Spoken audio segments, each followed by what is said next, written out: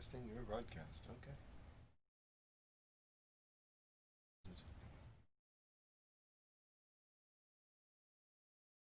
I'm live. Hello. Okay. Should send out maybe a little something, perhaps. Let's go ahead and pull this up on our phone. Ah, my mic is on. I should probably turn that off. Probably turn that off for now. Wait for some people to show up.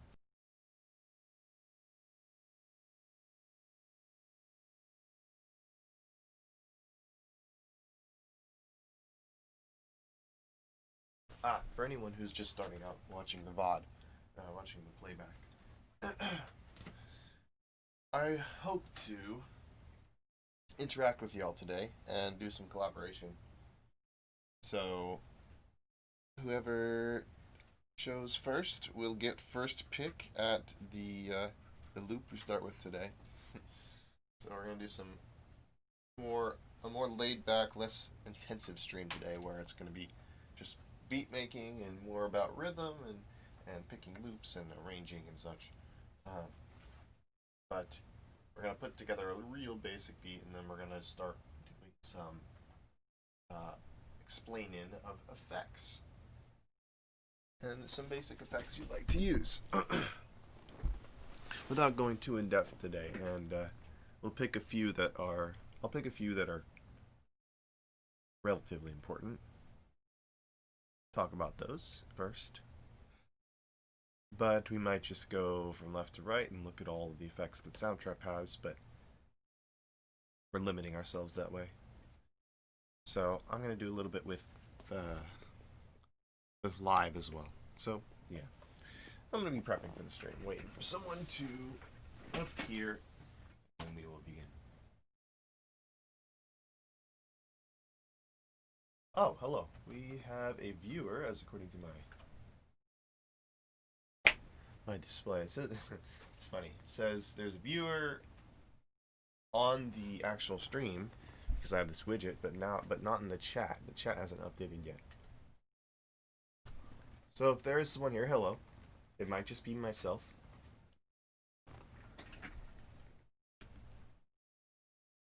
I'm going to switch my audio device. Also move my mouse closer so I can get myself.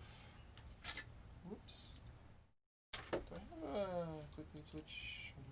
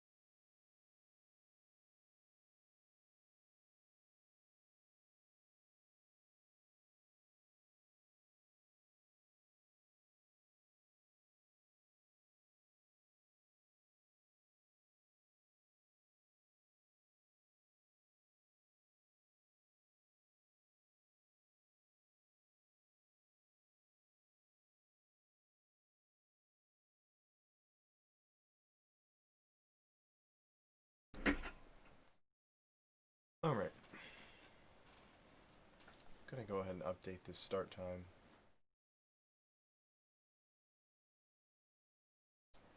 Because I need a little bit more time. And also to let people know that I am live, thinking the best way to do it.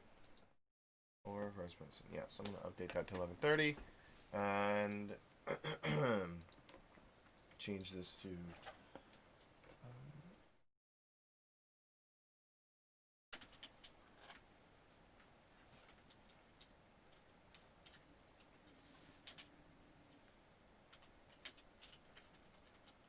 so it's gonna start by 11:30 at the latest. I guess I could say LST or latest. I don't know.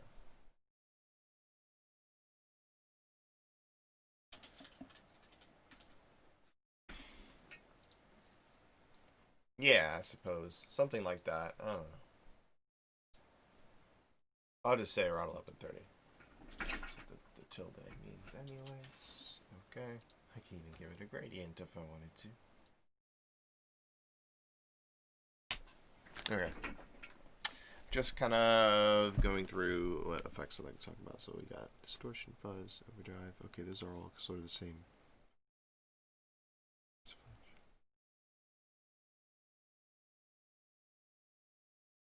Delay, rooms.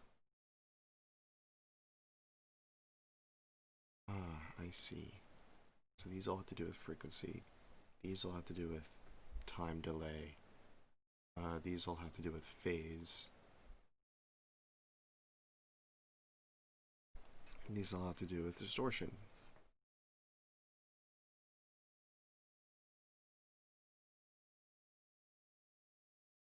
So here's some of the effects. Okay, so we have, what have we got going on here? I had the song pre-streamed just so I can get this figured out for myself as well.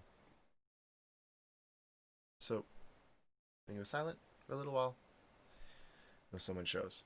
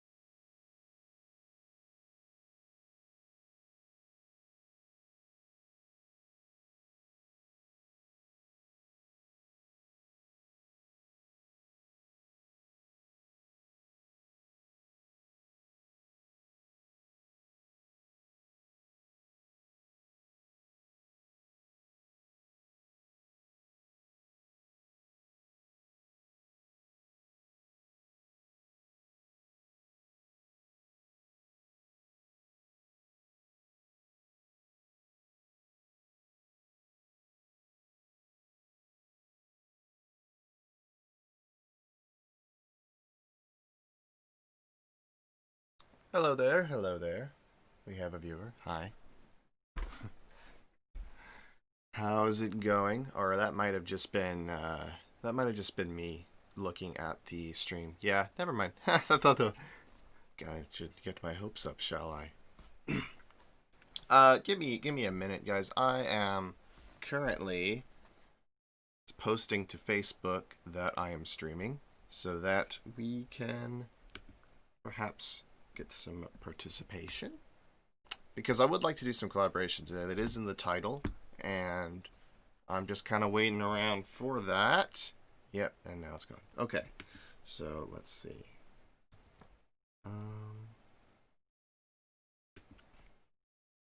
Launch.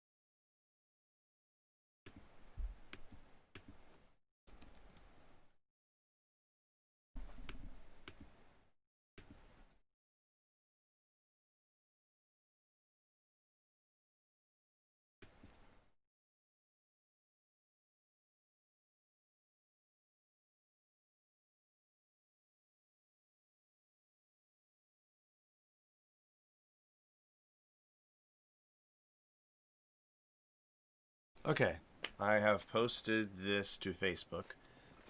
I'm gonna go ahead and begin. Hello? Let me get this out of here. Oop. You didn't see that. Let me get this in a good spot. Alrighty. So, we're going to talk a little bit about effects today, but we're going to start out by making a little basic beat here. Just to kind of demonstrate. So we're going to be working on that as we wait around a little longer for people to trickle in. I've shared this on Facebook. Hopefully that will result in some stuff and some exciting things happening. Some people showing up in the chat. Some people to teach, you know. But otherwise, we're going to just go ahead and get started on the beat we're going to use for today. I would have liked to had some collaborators already. In fact, I'm going to see if I can invite someone here. Let me switch to the correct view here. Okay. Let's see, I've shared it on Facebook here. I posted to the stream page. So, hopefully that does some good. Alrighty. I'm thinking of, actually, I don't know. I might move to Twitch.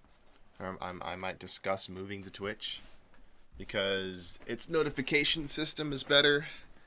It's better about telling people that we're live now. YouTube doesn't really do that well. I think that would be a good move.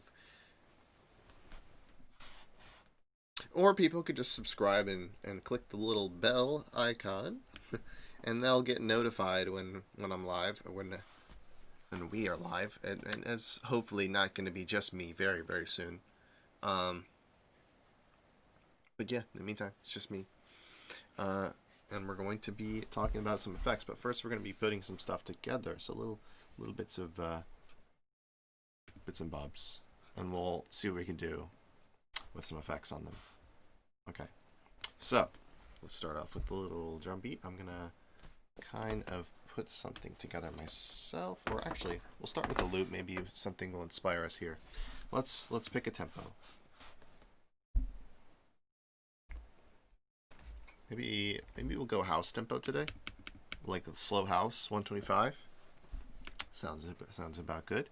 We'll go for this is always an important choice. What key are we gonna do this in? I think we're gonna go for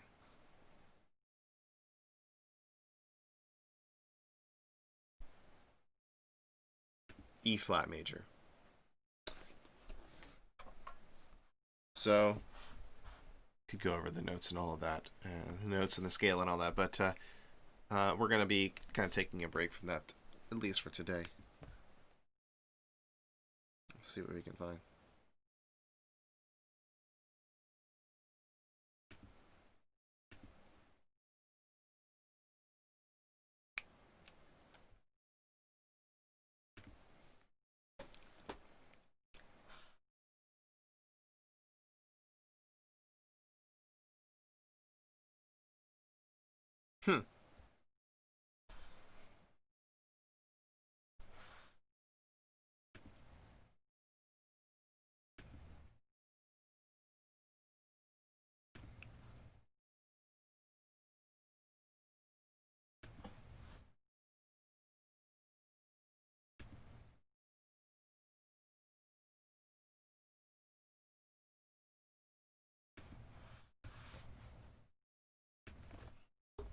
Nah.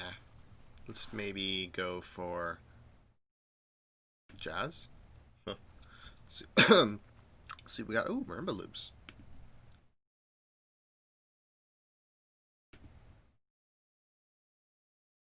Psh, no.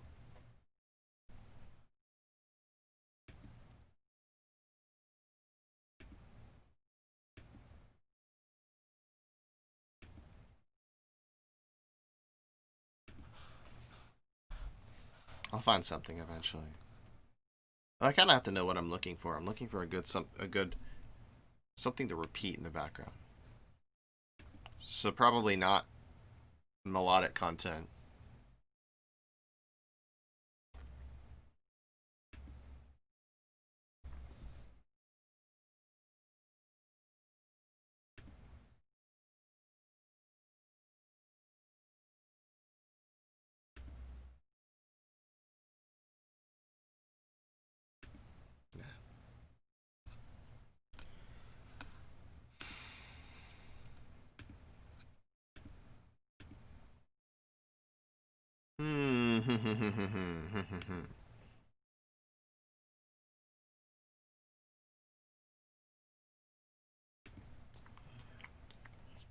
I think this one.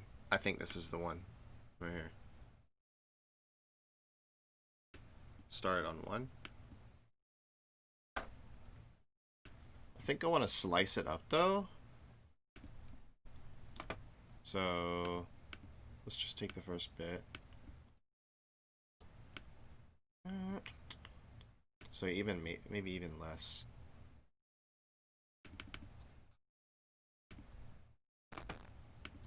Gonna select it, cut it. Right. So we have just this first. Okay. That's our 1 chord. I like this little strum. I don't want that whole progression. I just want to make my own thing out of it. So slice. What is this? Perfect. So we'll isolate that. Isolate this.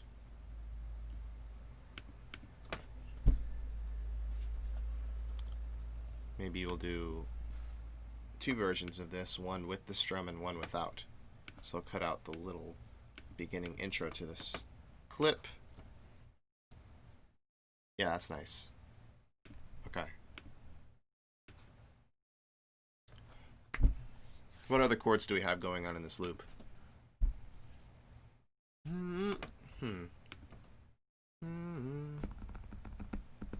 So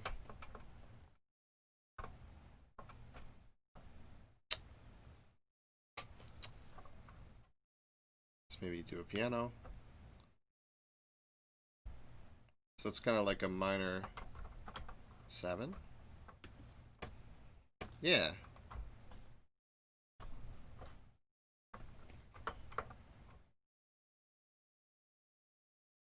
It's not exactly diatonic, but it works.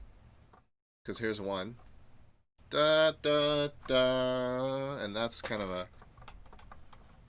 It is on the 7 of the scale, but it's a minor chord. Okay. We can work with that. We'll take this little bit then.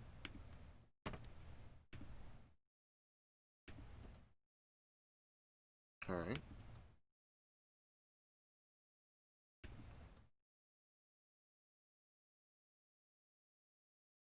Oh yeah.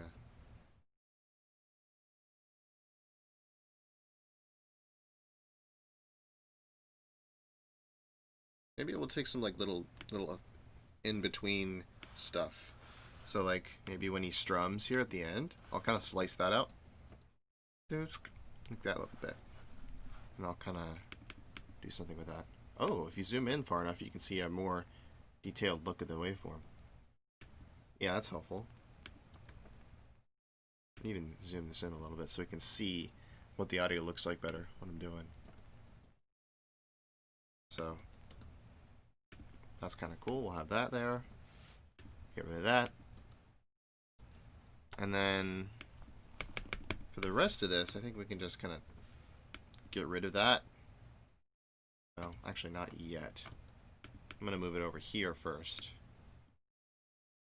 And then let's see what we've got. What slices are we working with?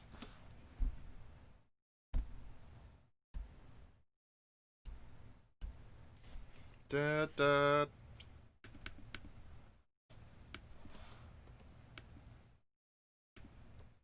Slice that and that. So that's kind of like a 1, and this is a minor 7. It might not be right now, but I'll add a pad beneath so we can kind of figure out where we want chords to be. So we've got slices of audio. Well, now let's add our own instrument with our own chord progression so that we can... Okay, what do we want it to be? A guitar? Let's look and see what kind of things we're working with here. So this will bring up all instruments from all categories. You don't have to worry about going back and making a new track with one of the other options. It's all here. All the MIDI instruments are here. So I'm going to pick something like... Let's go to the synth category because there's a lot that's within the synth category.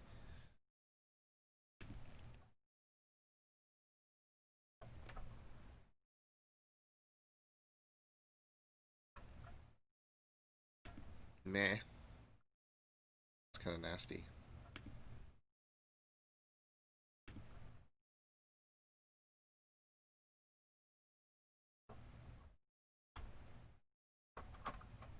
If I can make this longer, then that will be perfect.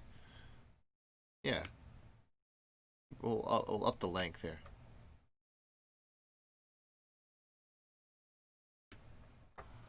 And sustain up here.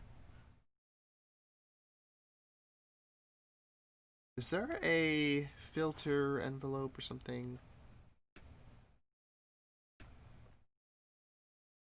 Oh, that's what's controlling it.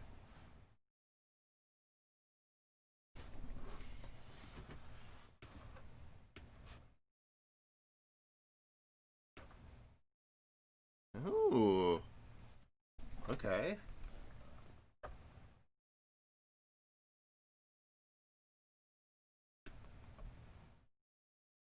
Ah, here's where we can change the filter length.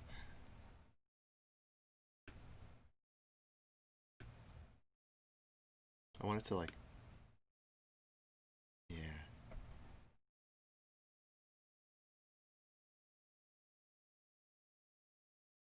Ooh.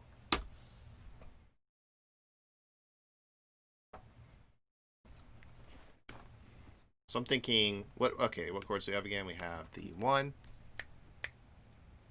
the 4, so, and then we have the,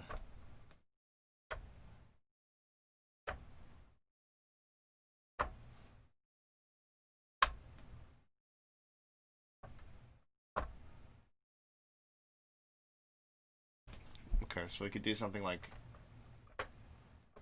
1 7. Hmm.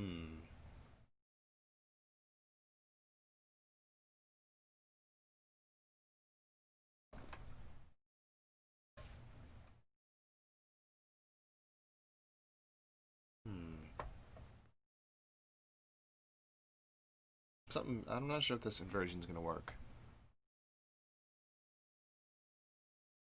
Maybe a root inversion version of that. A root inversion version. What? That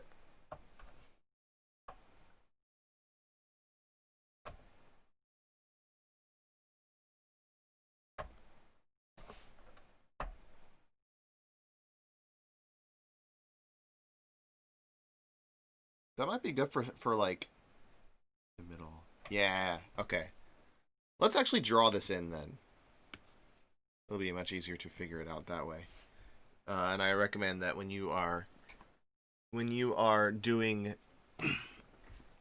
your own compositions, that this is much easier than trying to practice and learn. No, but do try to, if you are somewhat fluent in playing keyboard already, playing piano already, it might be better for you to learn to use the arrangement of the keys in the keyboard to play notes in. But I'm going to draw them in today. So we are going to start with a major chord on 1. So going to start with shows you what note it is. If you hold, you click and drag, you can see here velocity 100. Okay, we can adjust that velocity later. I don't even know if it matters with this synth because some don't react to velocity. We're gonna make a 1 chord here in E flat.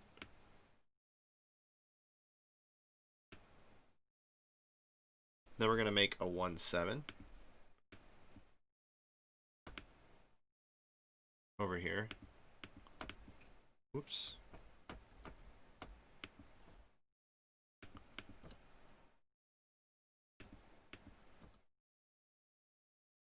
Maybe you'll make this filter not go up so high, go up so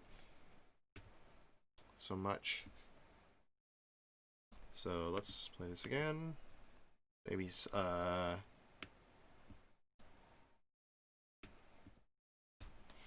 just gonna play it.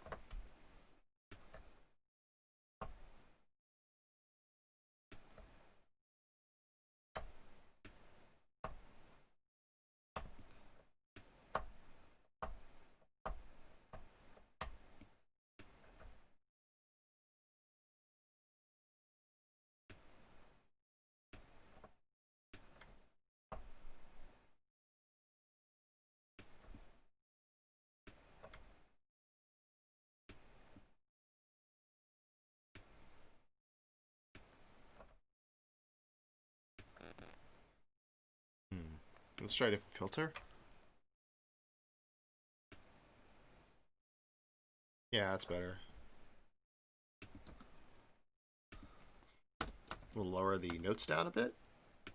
I'm using Ableton keyboard shortcuts. Whoops.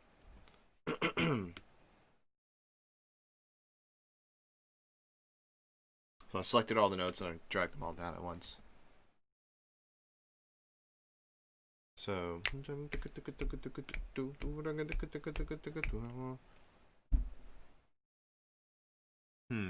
should I do? So I could go 1 to 4. So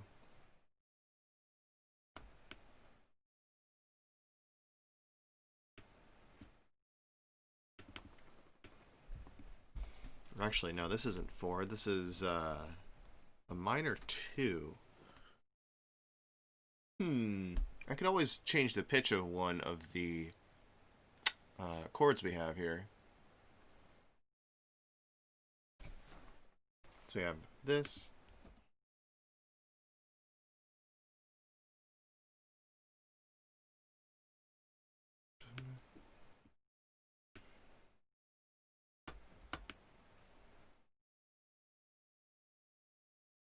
Let's try this.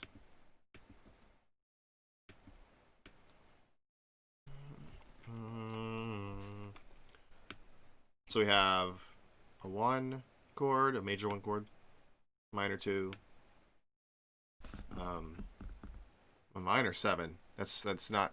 It's supposed to be diminished 7 if you're in the key, but again, theory rules made to be broken. I'm trying to work with the loop I have here.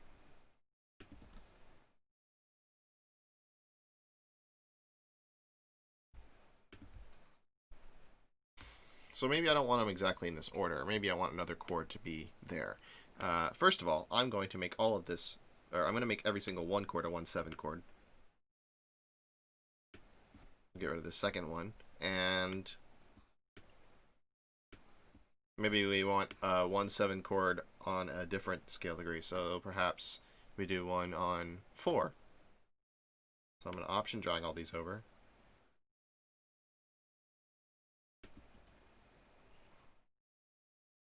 Yeah, that's good. So maybe I'll do 2 first. So I'll do 1, and then actually not 2. I'll do 1, then minor 7, and then so a 1. That's a 1 major 7 chord, and then a 7.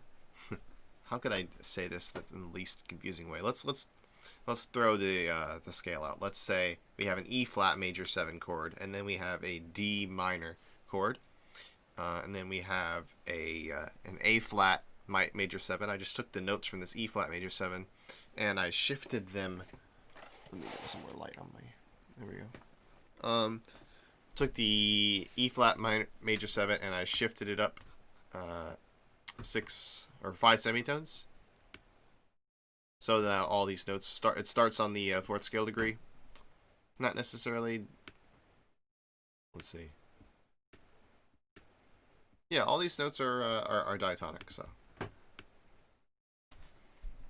this will work. Let's mute the guitar track for now. We'll work on that in a second.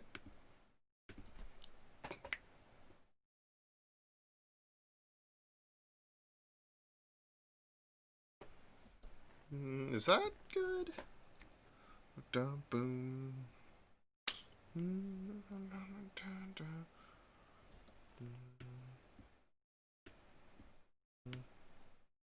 Yeah, that's decent.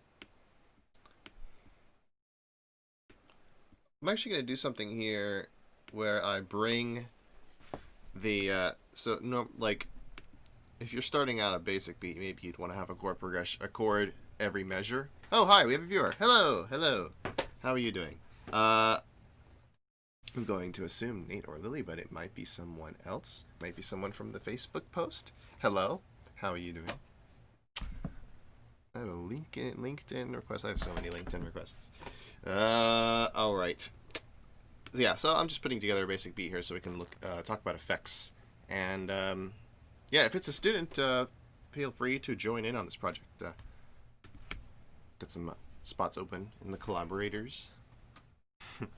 Collaborators tab. So anyway, let's see. So we have a chord progression here. I chose this. I chose a loop, a guitar loop here, and then I basically chopped it up, and I took some of the best parts out of it, like little slices of, or little pieces of chords, and I'm drawing in the chord progression with MIDI now, and I'm going to kind of match them up and make something here. And then I'm going to put a little beat to it, and then we'll try to affect it a little bit. If you have any questions about what I'm doing, just chime in chat. let me know.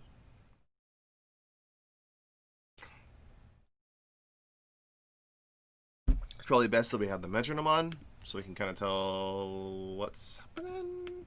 Maybe I want this to delay, or I want this to start on the and of 4, or yeah, on the and of 4 instead of 4.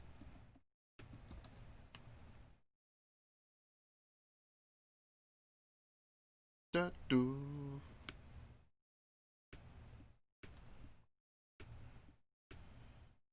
Maybe I make this a 7 chord too.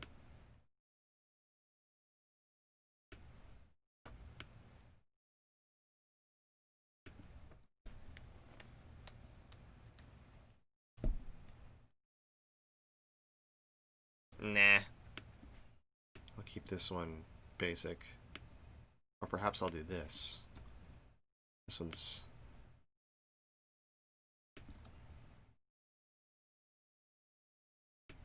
I'll bring this one up too.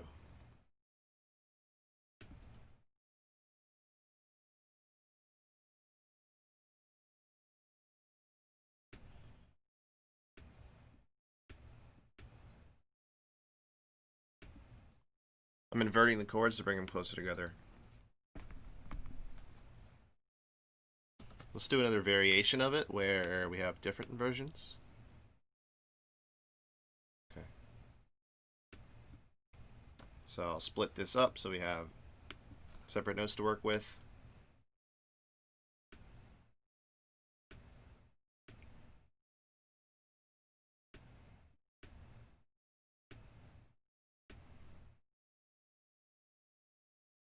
Nah, I'll bring that one down.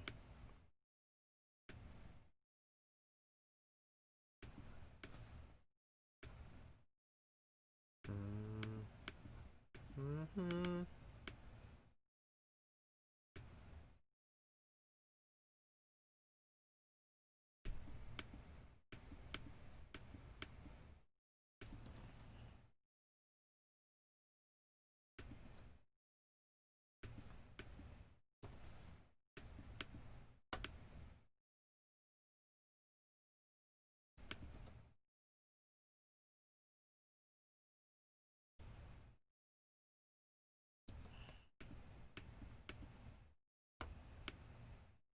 I'm gonna make this a dominant chord, maybe. So just raise that A flat to an A, and there you have it. And then where does that lead? That leads back to, well, E flat. Leads up a fourth to E flat. Perfect. Well, wait a minute. No. Dun, dun.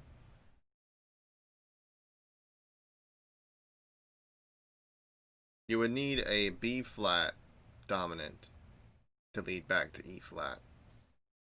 This is a... This is supposed to lead back to a B flat dominant, so it's a secondary dominant. Maybe I change a couple of notes around to make it into the primary dominant here. So to make it into a 5 that leads into E flat and leads into the 1 chord, that's going to have to be it's going to have to be a B flat dominant chord. So B flat, yeah, B flat dominant 7th. So that's going to be B flat, and then D, F, so major chord, major triad,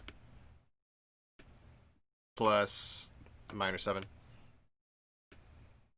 So yeah, these notes, let's invert them so it's close as possible to the previous chord. So I'll bring down this A flat, and then I will bring down this F so that it matches this one. All right, and that we have the closest representation here. So we end up with that. And then we kind of want both of these to begin on and on offbeats. So this might not exactly work. But that would lead back to 1. I'm just not sure if that's kind of what I want to happen. Let's see.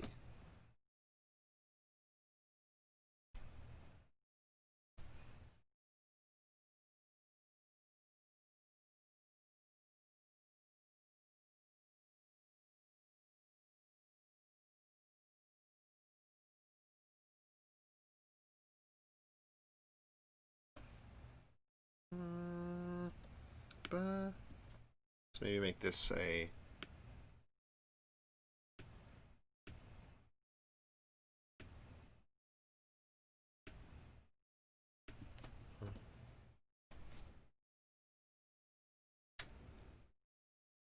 let's make this one go down to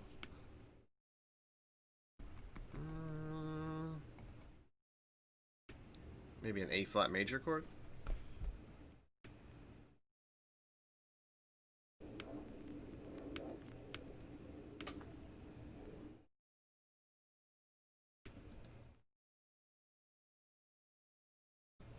Nah, it goes there.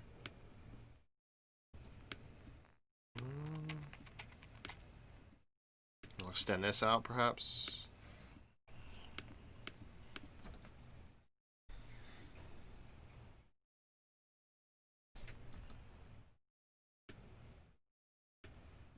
Make this normal again.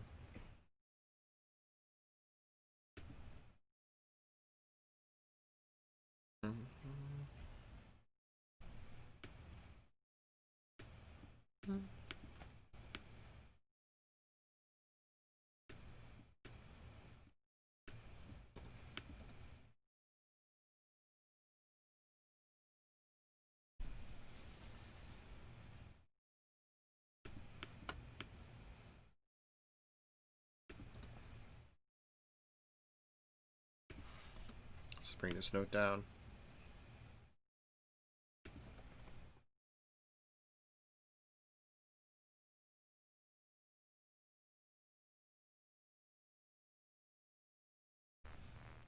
Now, how are we going to get these guitar blips to match this chord progression? Let's see. Okay. So, unmute. We have here a 1 major 7, which we have covered by this first clip. Let me solo.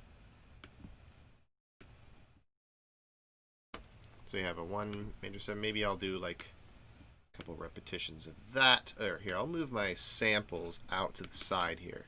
Here's what I'll do. Or maybe I'll do, I know what to do. So I'll make this track called Guitar Slices. And then I will make the track again. So duplicate track, copy Guitar Slices. We can move all this over here. And we can start messing with it. So we can just drag stuff from here to here and go with it. All right. First of all, I'm going to move all these back. We'll make sure this is muted. Now, we can go ahead. We'll shorten this clip here so that it only lasts one quarter note long. So then I'll just repeat it up until it changes chord. And let's hear what it sounds like. Maybe I want it to be on off beats, so I'll delay it a little. Ba, ba, ba. Yeah.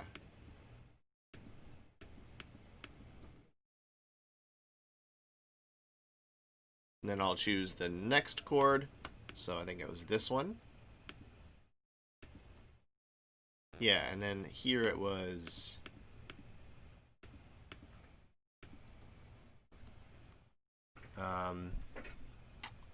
That's the D. Okay, the D chord. So perhaps I want to choose something else then, instead of the F chord from this one. This one. I want this one, not that one. So get rid of that. Drag this in. Option drag it in so it's copied. Okay. And solo that. Unsolo this.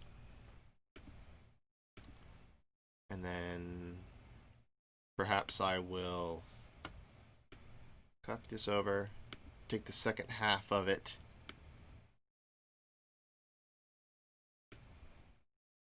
or the ending bit of it. So let's slice, delete. Whoops. Get it right in place. There we go. Let's hear what this sounds like. I kind of got the wrong part of the loop. Let me try getting the beginning instead. Alright, so I'll just slice off the end of it instead of the beginning of it. And let's hear that. Yeah, that's going to be a little better. I might even take a smaller bit of it. Okay.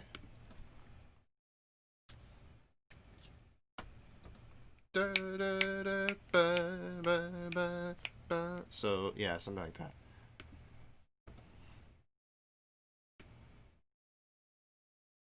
And then next up we have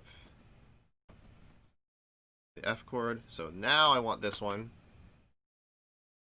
We're going to delay it again. And perhaps I will take the full loop at the end. Yeah, to lead it in. Okay, I'll cut it out. Never mind.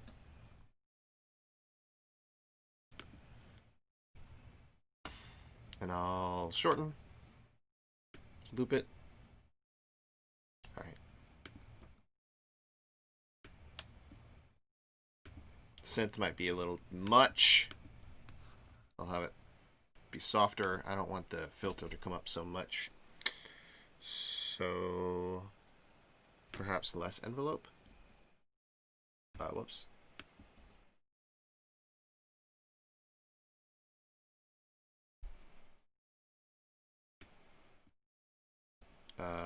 More attack envelope.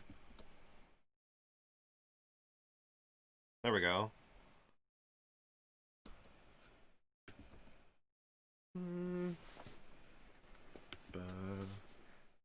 So maybe I'll choose the 1 chord again for that one.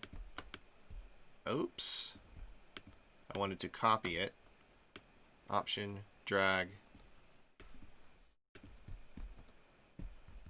Okay. Actually no. I'll take the first. Let's actually listen to what slices we have. Maybe you have a better bit. Or maybe I'll even take a whole different loop entirely.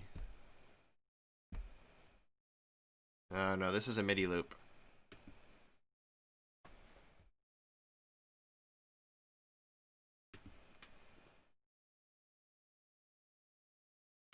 Oof. Some artifacts on that one.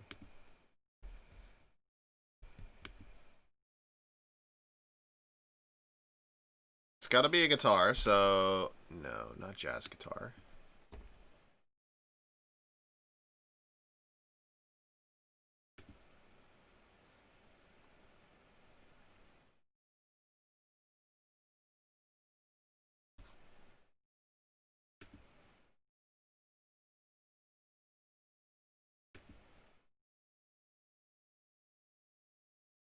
Another MIDI clip. Nah, not electric guitar. Not for this one.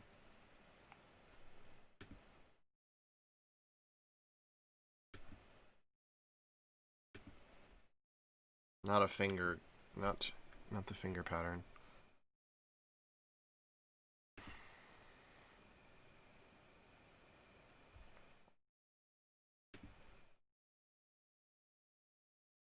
Nah.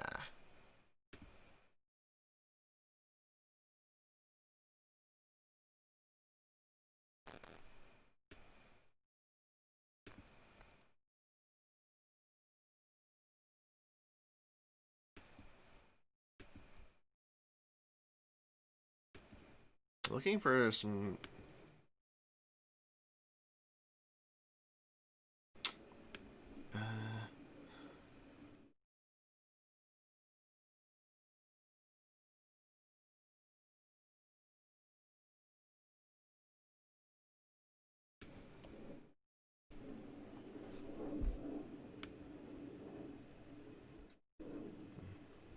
No, we're not going to the beach. This is the one I chose before, sometime. There's like Lo-fi guitar chord. Ah. This is perfect. Okay. We have just straight up chords. Oh. Okay, okay. That's long. Let's see what that sounds like. Oh, can't play. What?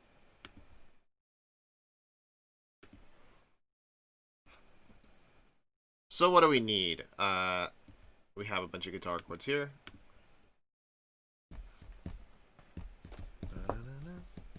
We need a minor 7. Minor 9?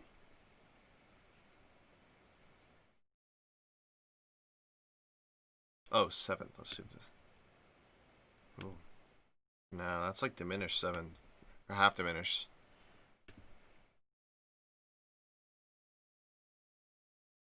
Okay, that might be nice. Let's see about this third one. What about the loops?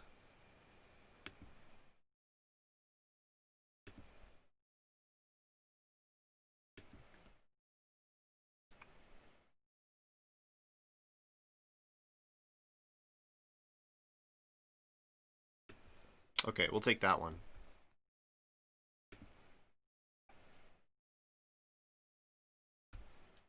Let's maybe use the minor 9. This minor 9 one. I'll put it... Oh boy, where did it go? Okay, that's fine. It went there. Let's put it... We'll take this bit out. Put that here. Maybe I'll slice off the beginning or maybe the middle of it or so. Let's hear this bit.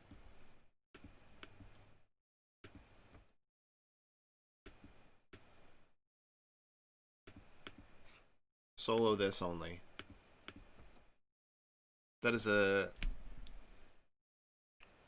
It's a C minor 9. I need it to be a G minor 9, so maybe we lower it down a 5th. Alright, that put it up.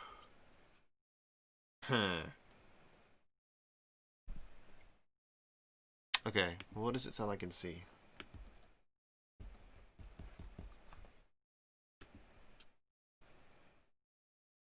Let's make it a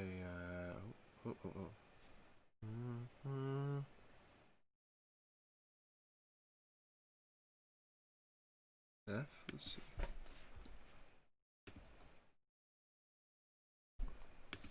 Listen to the chord again.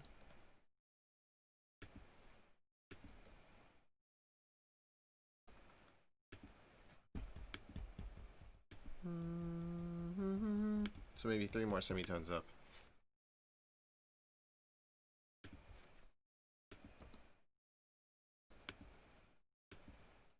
Da, da, da.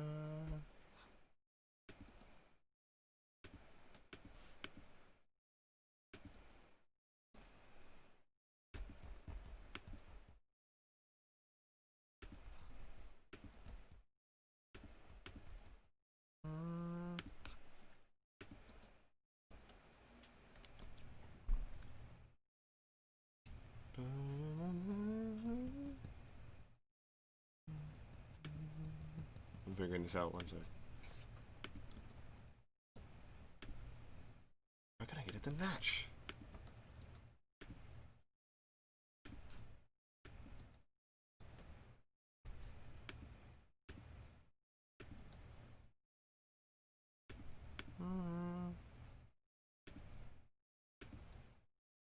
It just doesn't work.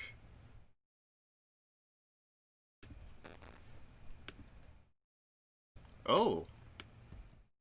Okay. Might work. Kind of just experimenting here. Let's see. I need to make it.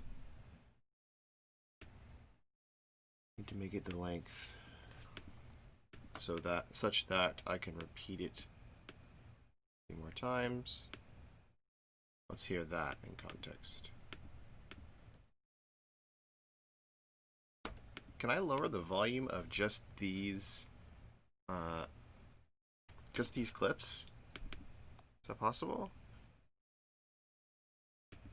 I'd like to be able to... Okay, maybe I just add in some volume automation? It'd be nice if I could lower the gain of an individual clip. But, again, we have limitations. Perhaps I will put these on a different track then. And we will lower the volume of that track to kind of balance it out. Mute this track because that's our sample selection. Yeah, that'll work.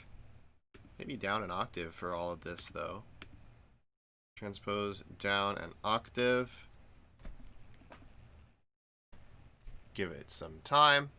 Wow, takes a while for that.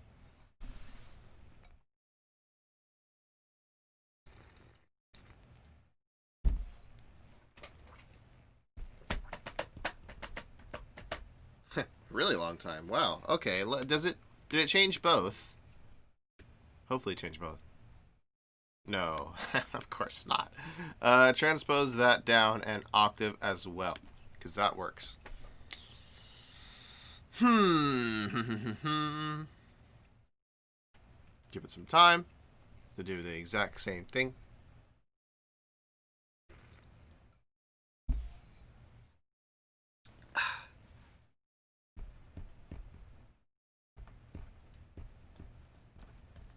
Okay.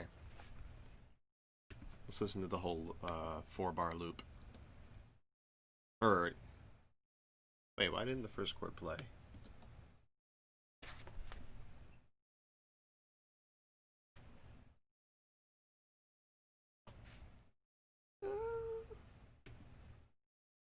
Maybe the last one could be normal. Whoa. How did that happen? What was it? Lo-fi guitar chord, minor 9.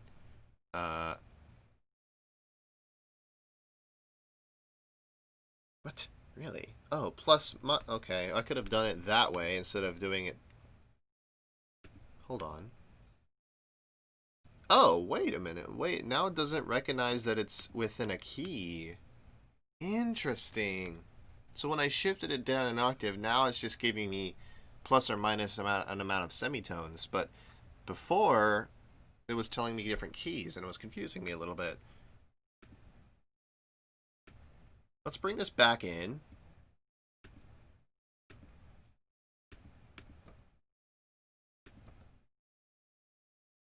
Ba-bum-bum.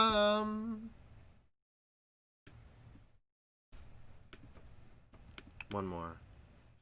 B flat it was.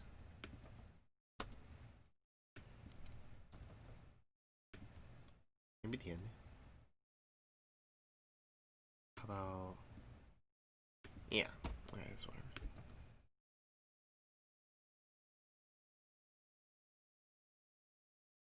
So the second bit's going to be different. I'm not sure if I'm going to be able to make it work with these guitar chords.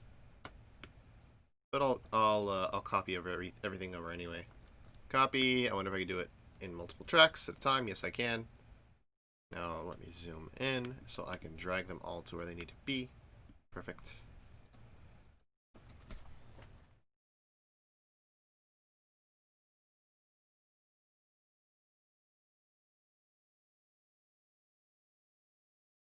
Yeah, that's the first example of where that's not gonna work.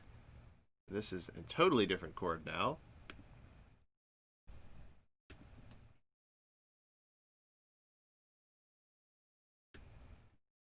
It's kind of like an A flat, and this is on.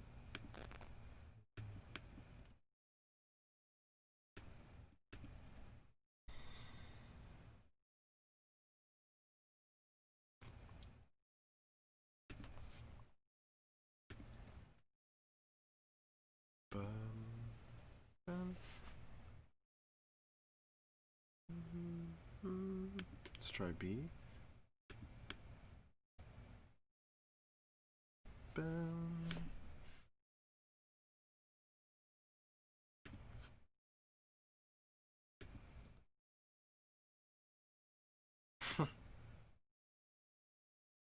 I don't know if this loop's gonna work with this.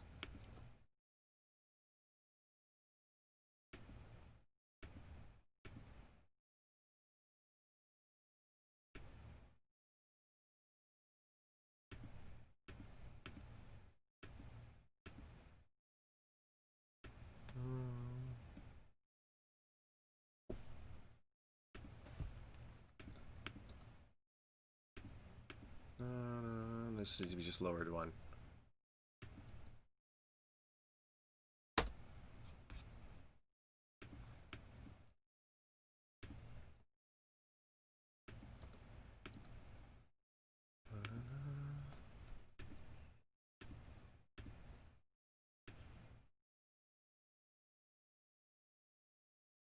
Whoops. So let's slice it. Put this back. It's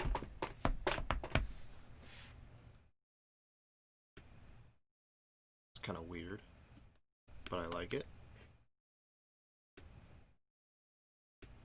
Might want to lower or raise these all by an octave or something. Maybe if I raise these all up like one semitone and then an octave. So select all, raise up a semitone. No. Actually, never mind. This might not be the right chord for that.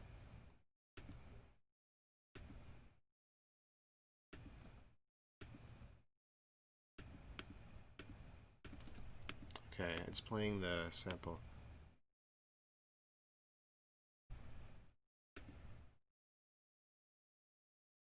Yeah, the major 7 might work better for this part. So then I'll take this little slice of that. Go back here with it.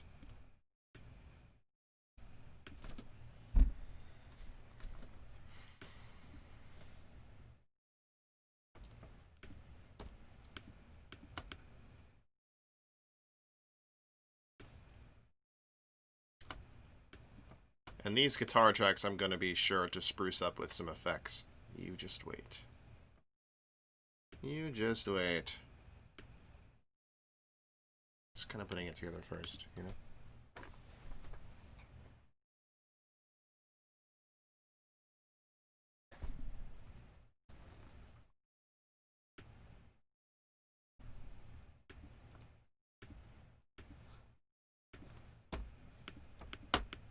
Take the beginning, loop it out. Okay, let's hear the whole thing now.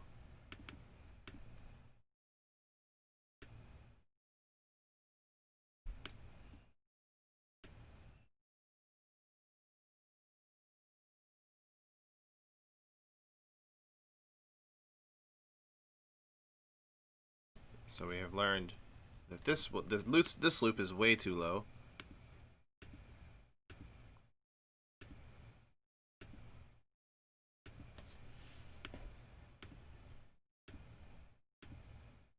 Perhaps I can find an alternative. Maybe not out of this loop pack.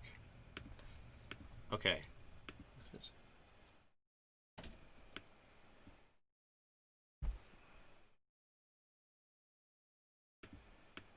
Maybe just a major chord.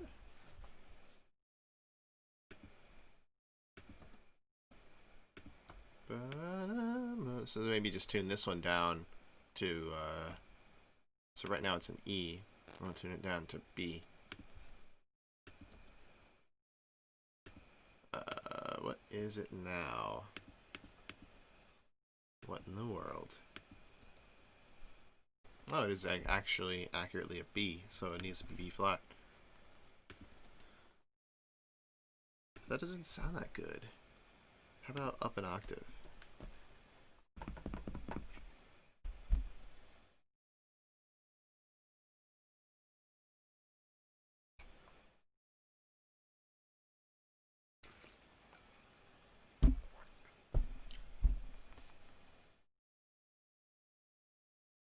All right.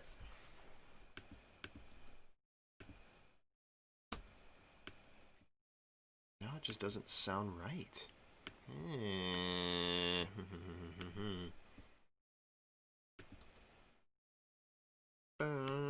Maybe I'll take the last bit.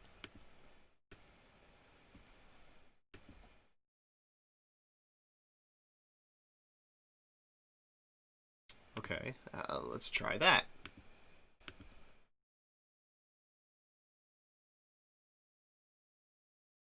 It doesn't have that dominant quality to it. It's just like... Let's try this one again. Maybe raise this bit an octave, because this is also kind of something that leads you back. This is also a form of dominant. It is a diminished, but serves the same function. So, leading you to another chord. So let's go ahead and try this one out. Let's hear it on its own. Oops, it was outside of the loop region. Because it's like ba ba wants to lead up to that E flat, or to the G, which is the third of the E flat. Ba. Let's see, maybe.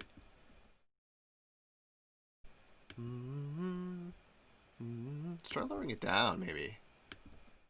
Nah.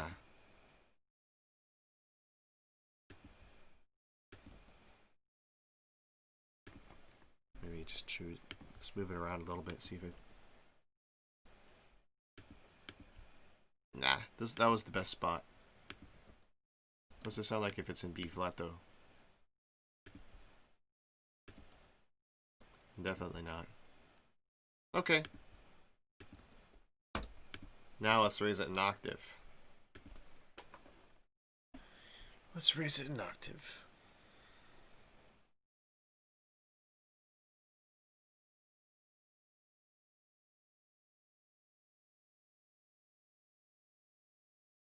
Takes a while for some reason. I don't know why. Don't know why. Here we go. We have it. Let's move it to the right place.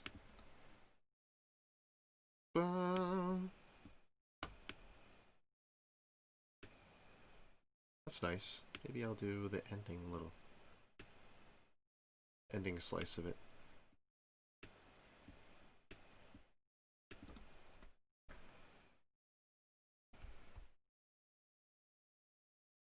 Loop region on.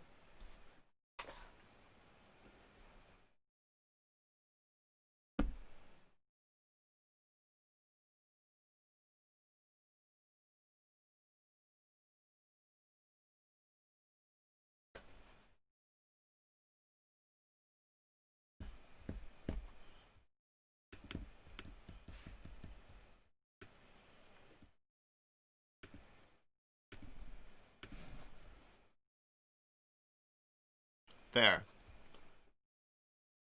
We have something we can work with. I'm gonna throw a little beat behind it. Maybe I'll take all of this and I will bring it out for a second section.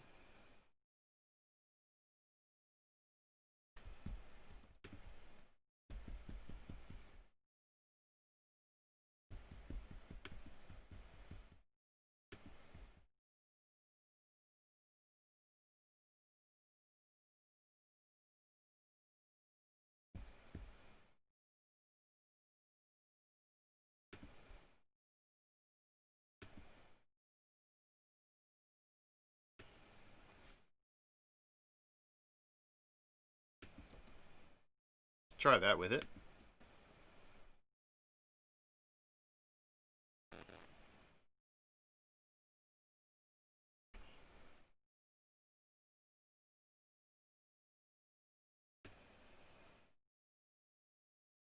It just works. Huh.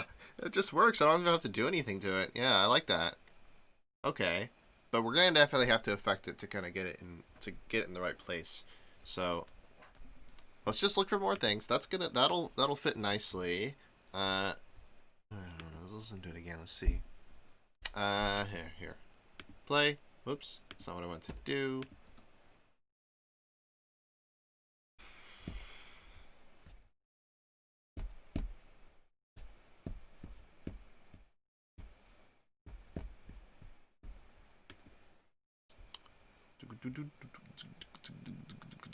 So I'm thinking, oh, new. All sorts of trap stuff.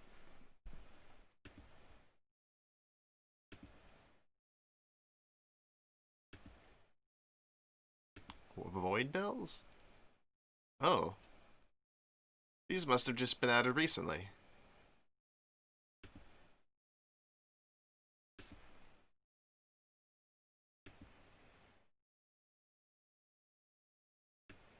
Ooh.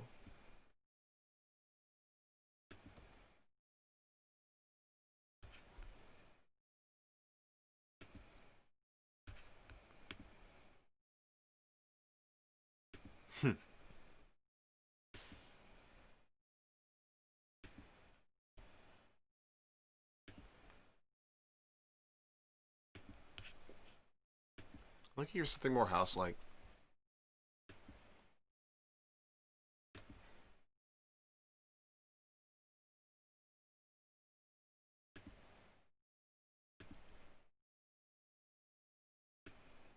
I like this beat, but I'm going to change it around a little bit. So I'm going to go into the piano roll and mess with stuff.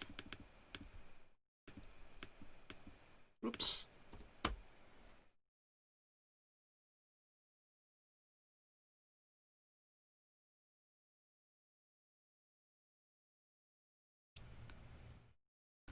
Alright, so we'll go back to the beginning here.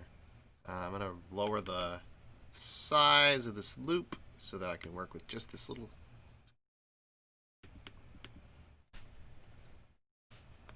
So first of all, I want to kick on every beat. This is cool and all, but maybe a different kit to give us an extra little oomph to that kick. So drum and beats. Let's look for some nice kick sounds. Meh. That's even worse.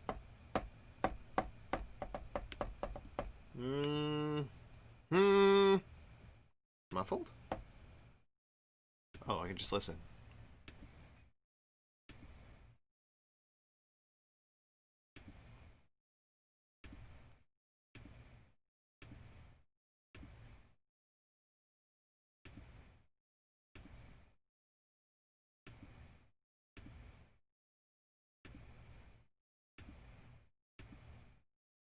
Ooh.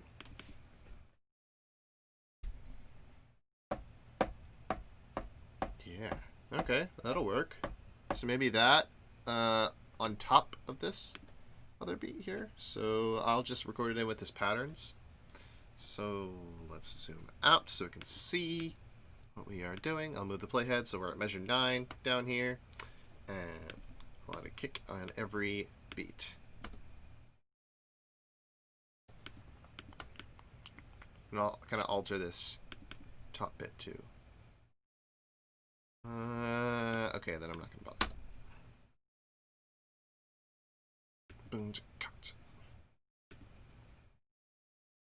So first of all, this that has to be on beat 2. And again on beat 4.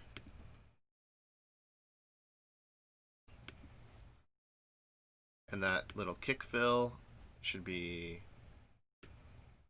just not there. Shouldn't be there. Perhaps I do. I don't know. Maybe do I?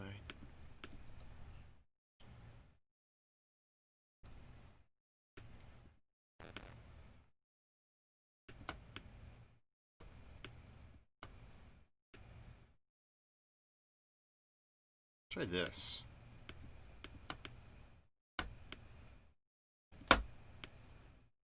So I'm adding a kick on beat 2, 3, and 4. Okay. Now from the beginning.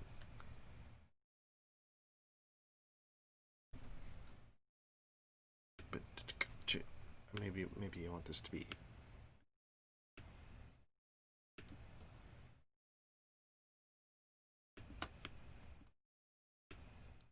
going or leading right into that beat 4.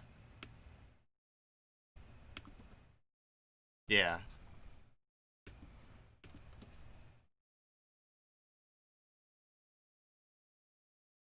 I like that. But I gotta make it work. What are these? Ooh. Maybe these can be on the off beats.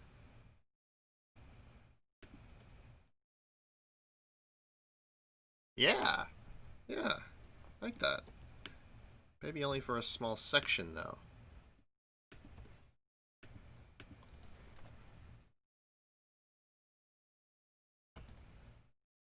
But what are these? Okay, the hi-hats. Maybe we switch out the hi-hats for, like, to be on the offbeats.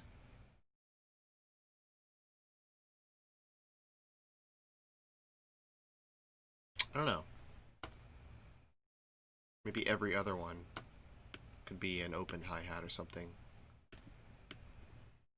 Yeah. Okay, so I'm going to select a few. Can I hold shift? Yes, I can. To select multiple. I'm dragging them to open. Yeah, that's much better. So select, select, select, select.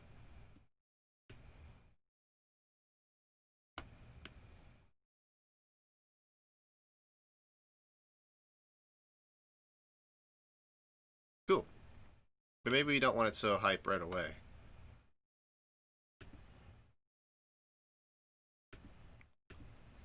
I'll take that little hi-hat roll.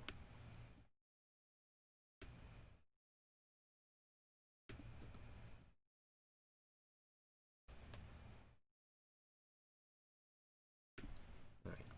Just this first bit. What does the rest sound?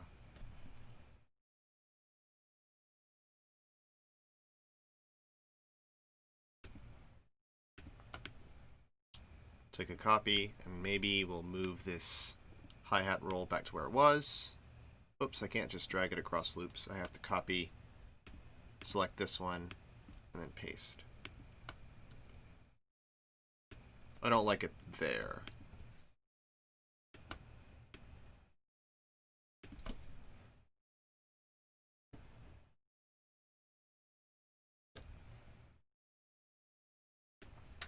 Are these like really low velocity? They are. Maybe not. Hold on.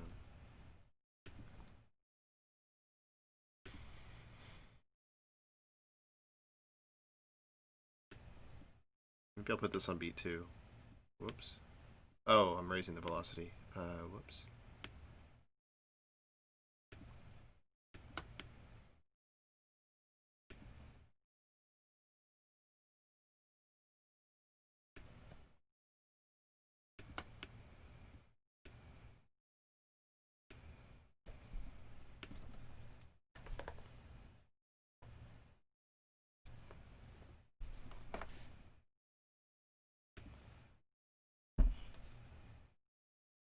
Oh, maybe I'll make that lead into beat 1.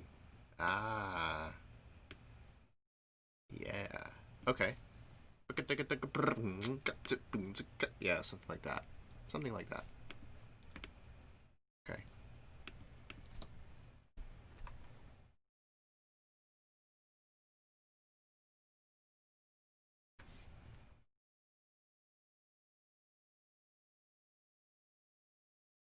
What is this? Oh, that's the different pitched, Oh! That's gonna be useful. It's like different pitched, trap snares.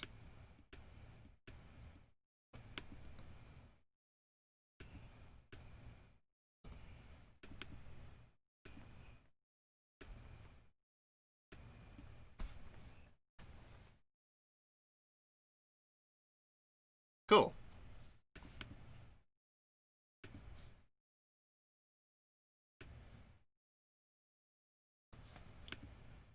So I'll have this at the very end, and I'll loop this out for 3 parts. And then we'll keep this kick going. And let's hear it. Let's hear everything together. Or there's just the drums together.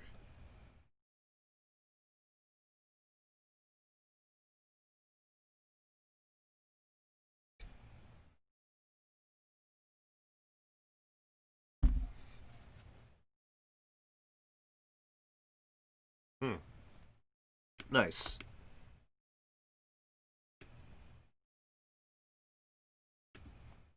Okay, now everything together.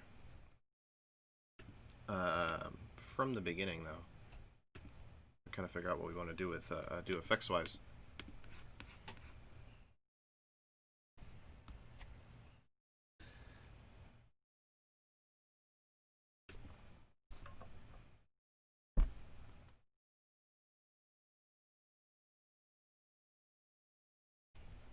Oops. I left some parts out.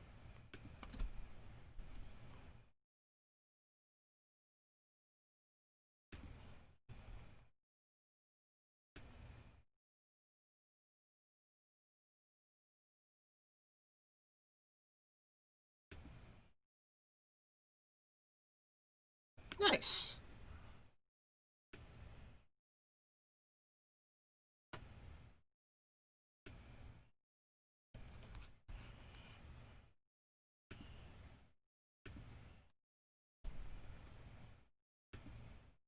So it's just the same thing again. Alright. It's time for some effects. Let's go through. We'll ignore these first two tracks. This is just me for demonstrating certain effects later. Let's look at these two guitar tracks. So I want to maybe make them a little bit closer in dynamics. Since this one is... Oh, this top track is a little quieter than the bottom track. And I kind of want to bring them in line and kind of make their sounds similar. And also I want to make them more coherent. So a couple things we can do in that regard. First of all, when you click on a track, you have down here actually a selection of amp simulators. So the first effect you'll end up encountering is the amp. And this is basically a virtual simulation of if you were to plug in a guitar to a guitar amplifier. So like just like imagine those speakers with the nets in front of them, and also like bass players will plug in the same things too, and it alters their, and it gives them a couple knobs to turn. Guitar players will definitely know this. And depending on what amp you pick gives you a drastically different sound, because it's basically taking your basic, It's taking the basic string vibration sound, the guitar, which is, it might be desirable to have like an acoustic sound, but if you had an electric guitar, it's a very, very basic sound if you don't have it hooked up to an amp. And what the amp will do is it gives that sound color, and it amplifies it in different ways and different frequencies to give you a different result. So depending on what knobs we turn here will alter the color of the sound, because it's being put through a virtual amp. So right now it's on basic amp, but if we were to change this around, we'll get a different sound. We'll get a different we'll just listen to some of the difference we can get. So right now in this basic amp we have some bass, we have a bass knob and a treble knob. We have some reverb, we have the pan and the volume.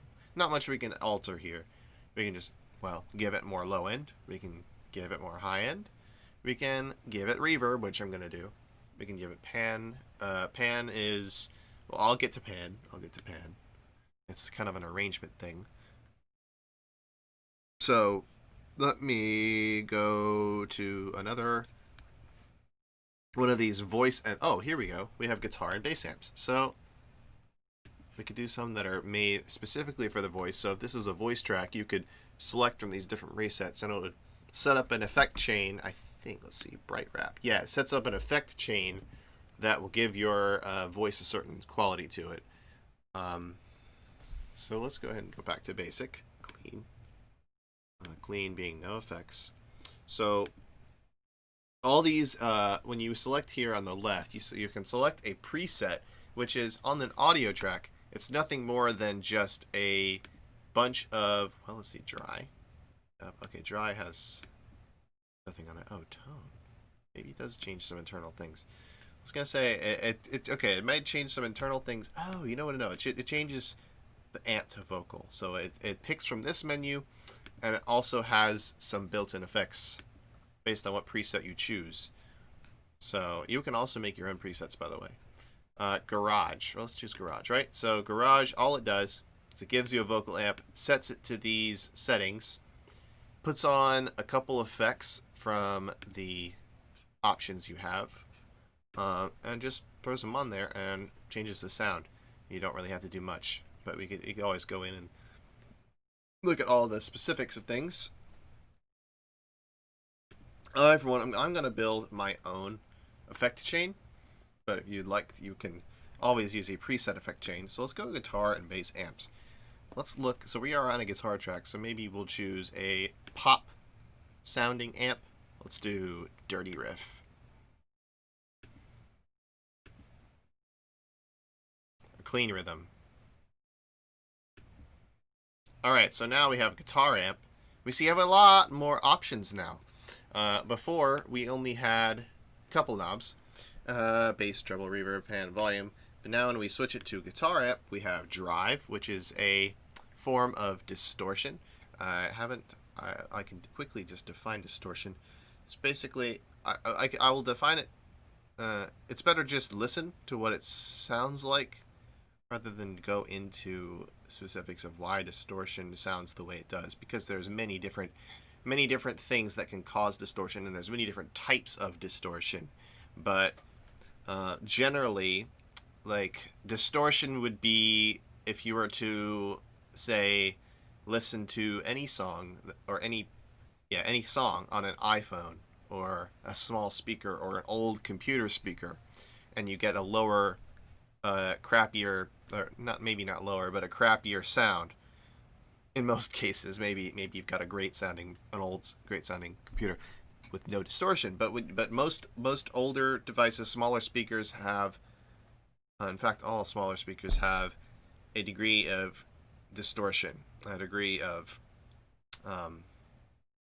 inability to represent what the sound actually is. So it's like you have this pure sound that you start with, right? When you're recording it when it's like in this loop browser, these are like pure sounds, no distortion on them.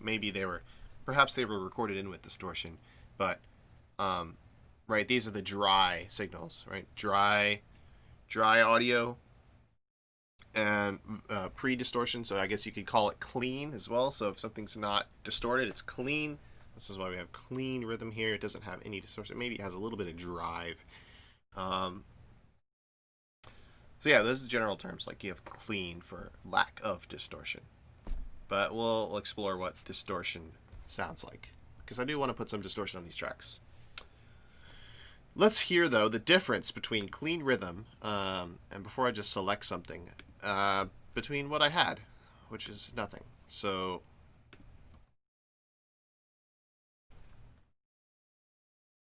we're going to lower the loop region, so we're just working on this bit.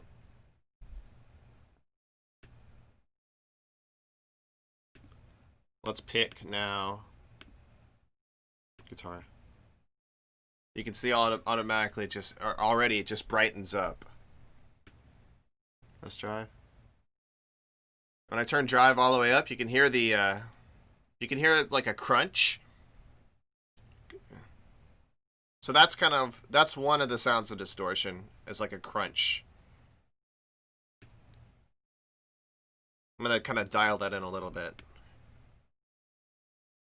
Bass just gives you more low end. I'll have some of that. Mid range.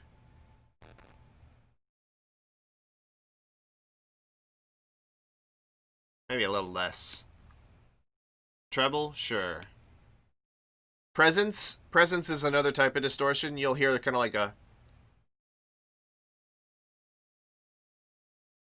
a crackling.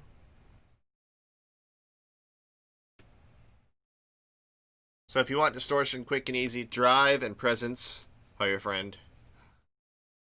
To fill in the silences, I'm going to add reverb. So reverb is another one of those like effects that's built into an amp. So an amp will have like it's basically, an amp is made up of multiple effects within it. So like you've got the bass, mid, and treble are what makes are the basic controls of like an EQ, for example, which we'll get into what an EQ is, and I'll show you some examples of professional EQs as well as Soundtrap's EQ. So bass, mid, and treble makes up an EQ. Drive and presence makes up a distortion unit, or multiple stages of distortion, right? That gives it some extra crunch and cracking and all of those buzzwords that gives it that distorted sound. Reverb is its own effect. It makes it sound like something's in a space or in a room, makes it sound like it's outside or has some echo time to it. Yeah, basically repeats the sound again, kind of, and simulates it being in a large or smaller space. So I will turn the reverb down. I'll turn it up. See? Sounds like it's in a room. I'll bring that, I'll dial that in. Kind of maybe make that like halfway on. There. Pan, we're here. Guess we'll talk about it a little bit. Pan, basically, determines how much of the audio is in your left ear versus in your right ear. When the pan is in the center, we have equal volume in the left and the right. But when you turn the pan all the way to the right, it is like the sound moves to the right side of your head. It's like it's if you can visualize the guitar, right, if the pan is in the center, the guitar is right in front of you.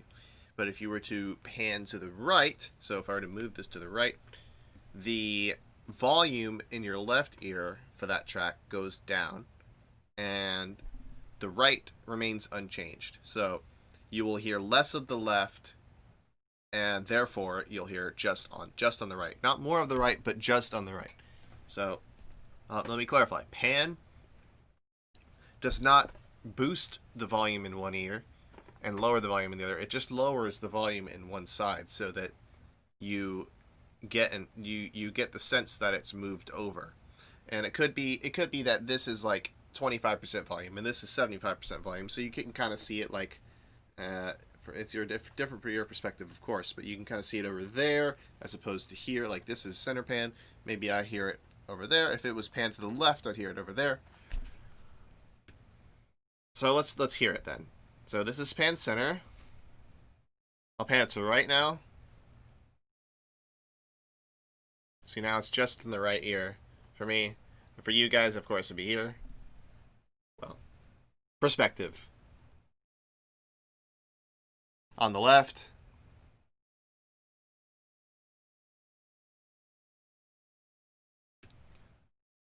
Kind of makes a cool effect when you move it around.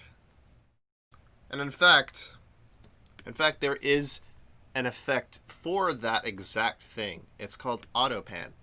So let me just quickly, I'm going to skip ahead here and just load up this effect just to show you that there is this thing. Let's say you wanted the pan to continually move back and forth like that, right? You load up an auto pan, so you add an effect, you load up the auto pan. It's one of the red ones here, so right, the first red one. And you have here a rate and a depth. Rate will determine how fast it moves from left to right, and depth will determine how much it moves. So if depth was 100%, it's going to go left, all the way left, all the way right, all the way left, all the way right.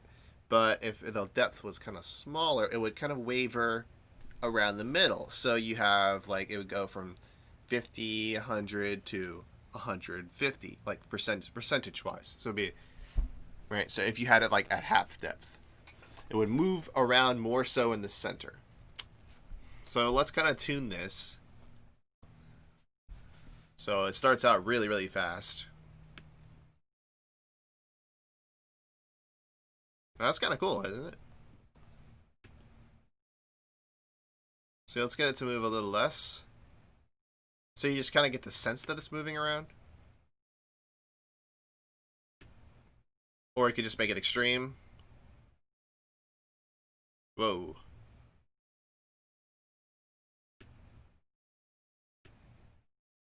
So maybe have it there. Yeah, and then volume, self-explanatory, right? Boosts or lowers the volume. All right, let's do this track as well. Let's do the same treatment. We'll give it a guitar amp. Okay, actually, I got an idea.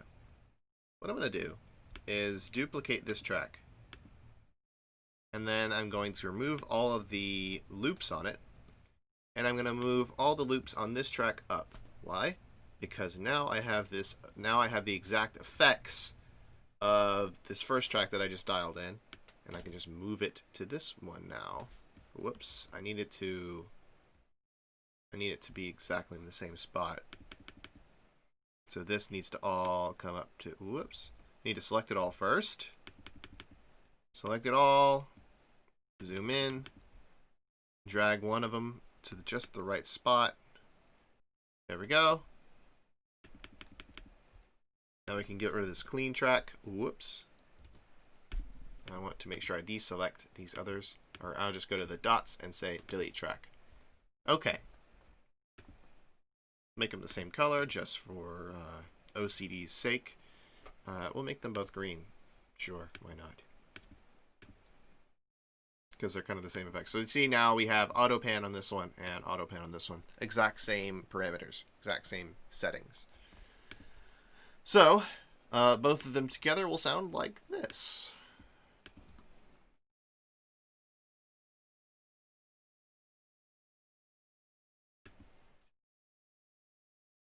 Now this one's kind of louder, so maybe I'll turn down the volume a bit.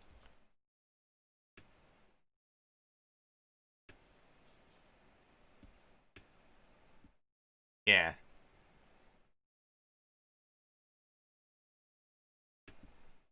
Now, let's go from the beginning. And let's hear what those effects have done to our guitars. Let's see what it has done for us. So I didn't really do that much. I just added one effect and I adjusted the amp settings. And we have this.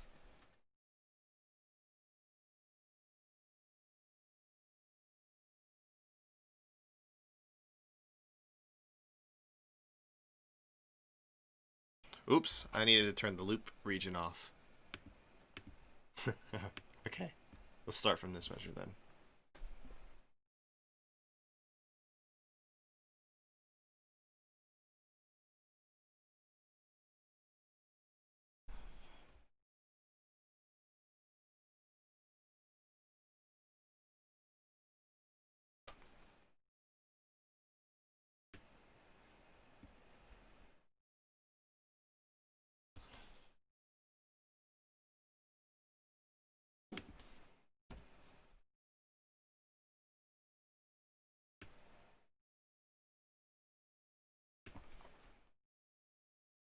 Let's affect this as well.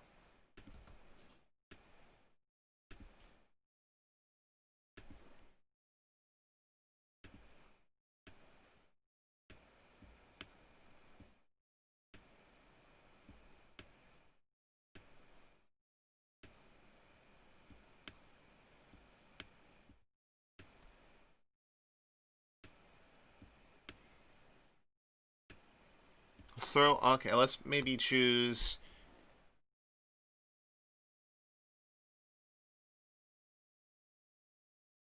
chorus.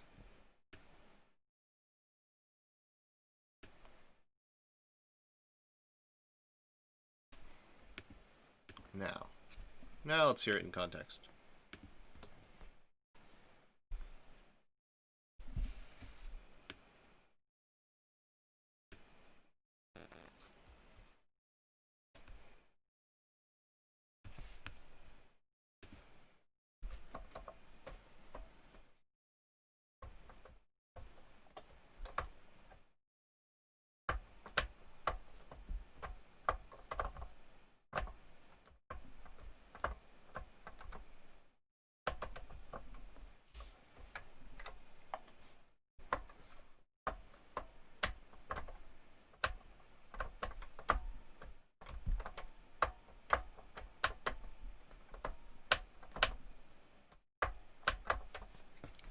Maybe piano won't be the best thing.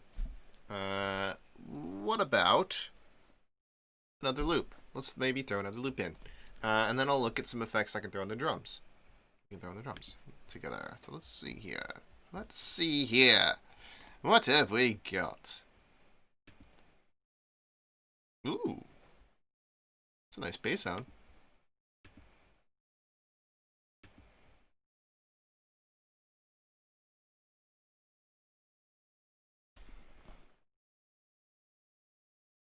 Maybe I could move that here. Boom, boom, boom.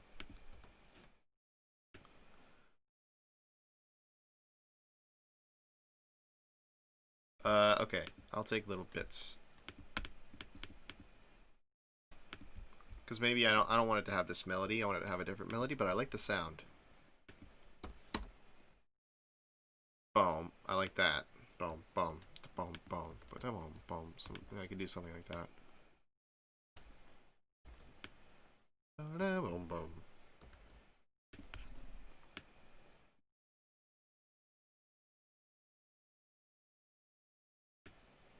What about some of the others?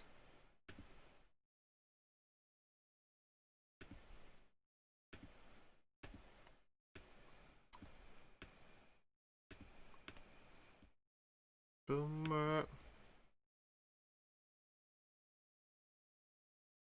Why did it loop it out so much? Wow. Okay, I don't need that. I don't need that much. Boom, boom, boom. So I just need the first note and a second note of that, or the third note actually. Right there. So I'm gonna slice it. Ah, that's a much better way to see things. Slice it here, and then slice it here. Get rid of this. Then we have I'm not sure if I want this last note. Okay. So we have some bass to work with. I'm going to do the same thing I kind of did with the guitar and use these slices to form a little bass line now. Perhaps I do it here. Boom, boom, boom. Or here, actually. Boom, boom, boom. Boom, boom, boom, boom.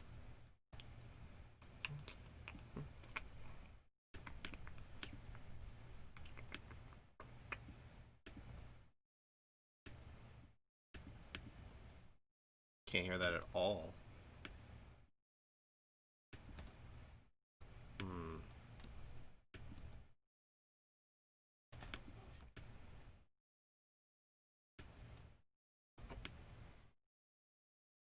Maybe if I had it steady and a compressor on it.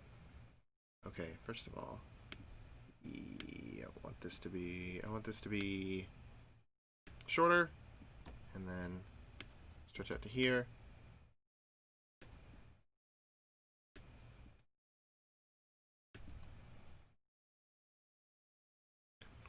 But don't. Maybe that will be heard.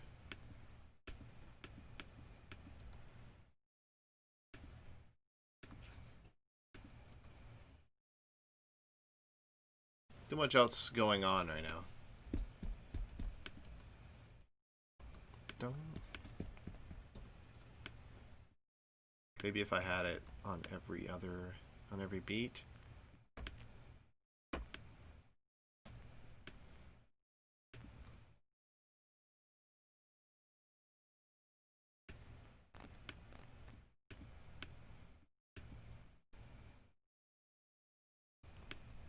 Or every offbeat.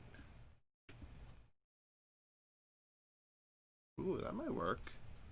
Perhaps if I brought this up an octave, though. Maybe use this one. This slice. Yeah, that one. Bum, bum, bum. That might be more noticeable. And I'll save this one for when it's not so busy. Could be like a breakdown section later on. Could be.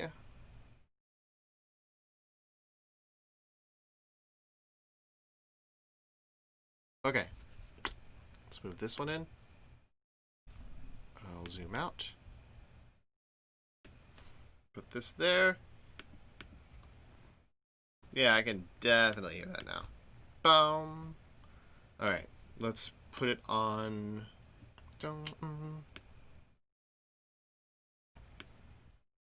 There and there, perhaps?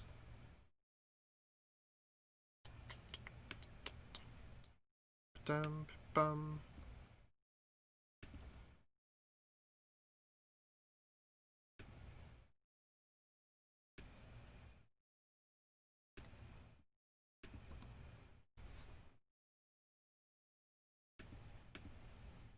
Perhaps I'll put one of those lower octave ones at the end of that phrase. So I'll take this, move it there.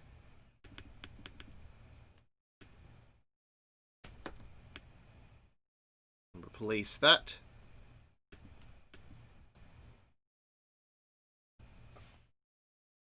Bum.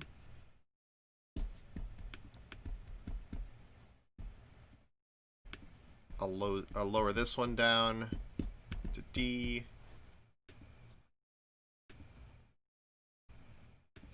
So here, just the bass line. Did this actually lower? I can't tell. It's like such a... I guess I'll have to just change this one then. Let's change this to D minor. Yeah, it did change. It's just really subtle. Dun, dun, dun, bum, bum, bum, bum, bum, bum, bum, bum. Bum, bum, bum, bum. Okay. I'm trying to come up with a rhythm. This is what I do to come up with rhythms. Yes, I sing them out to myself.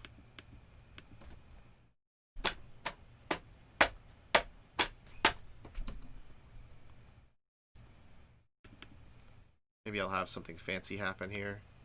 So I'll take just a tiny slice at the beginning of this loop, and I'll move it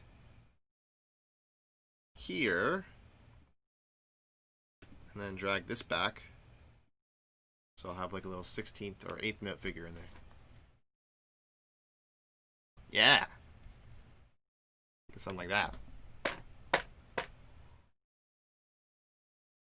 By the way, this stream can, I'm fine with this stream going on as long as it needs to demonstrate. But I might wrap up soon. It's just that we haven't really had an audience yet, so I'm just gonna hang around a little bit longer than usual just to see if anyone pops in.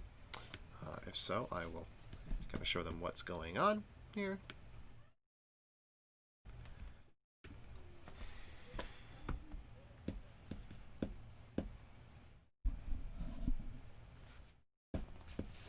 I'm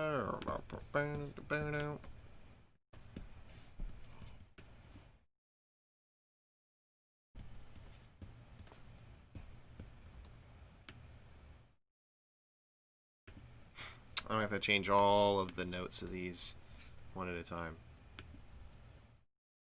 Let's mute.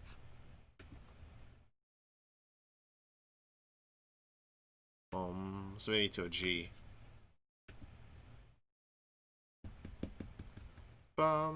This needs to go up to a, so G. Maybe this can stay, actually this can stay E flat. No, never mind. It needs to be G because the chord changes in this measure. It changes early, so this one that's in measure 3 needs to be a G instead of an E flat. So this is a G. Transpose this one to a G. And I'm going to do the same for all of the rest of the clips. I have to do them one at a time. I can't select them all for some reason. So transpose to G. Transpose to G. Transpose to G. Transpose to G. Oops. There we go.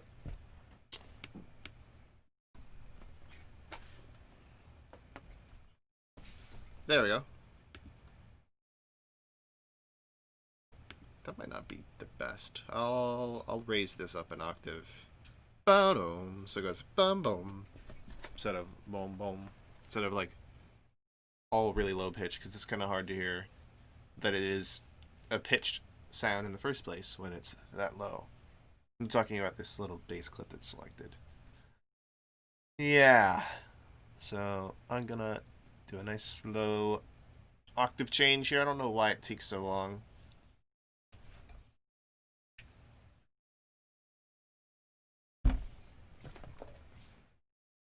Okay. Once it gets to about 44, it kind of jumps to 100. So let's hear it. Ooh, maybe it...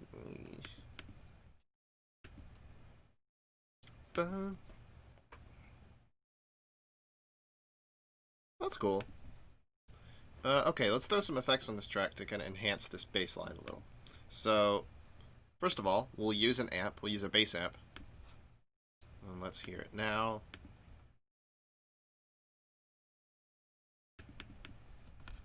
Might not be the best, though. Might not be the sound I'm going for. Because it does kind of change the sound quite a lot. But let's play with it.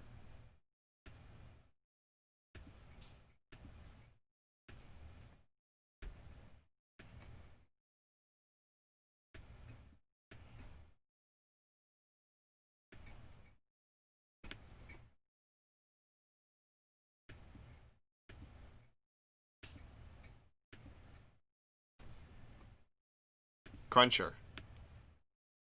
Oh.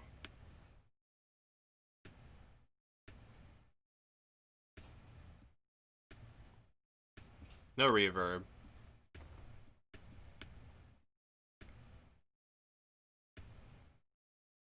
Alright, let's try compressing it now. So, this is something I especially like to do for basses, but for any track, really. Yeah, you need some sort of compression on it.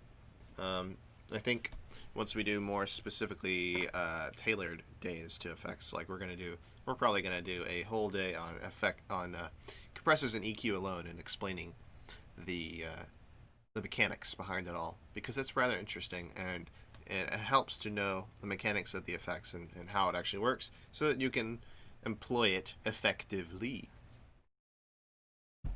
Okay, let's throw on a compressor one. One knob, that's it. Okay.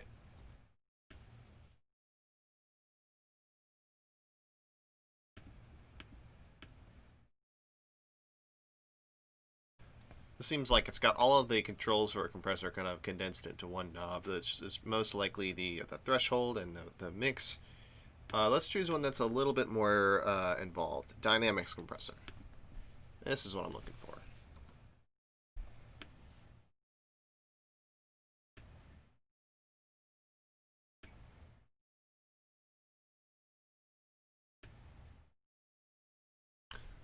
So what this essentially does is it takes all of your clips, or it takes all of your incoming audio, and it tests. I'll zoom in a little bit on this, or yeah. So it takes all of it. I don't know why that's flashing, but it takes all of your incoming audio. It has an envelope for its like activation. We'll talk about attack and release in a sec, but it checks whether the incoming audio is above or below a certain loudness. So a concept I haven't quite gone over is how exactly is loudness measured in a DAW? Like, we know how notes are measured. We've got the piano roll, MIDI.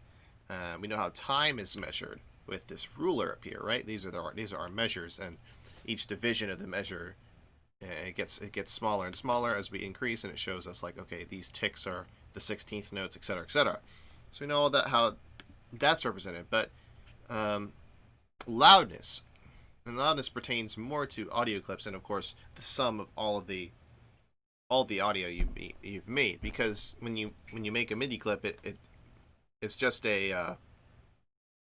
instructions for an instrument that ends up being audio, right? So all of this ends up being audio, and the best way to look at it would be through an audio track, because it's got this waveform display. So let's take a look at this trap guitar texture. I'm going to expand the track out, and I will zoom in so we can see a nice, good-looking view.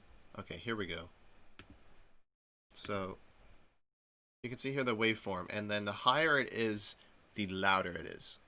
And the unit this is measured in is in dB, which stands for decibels.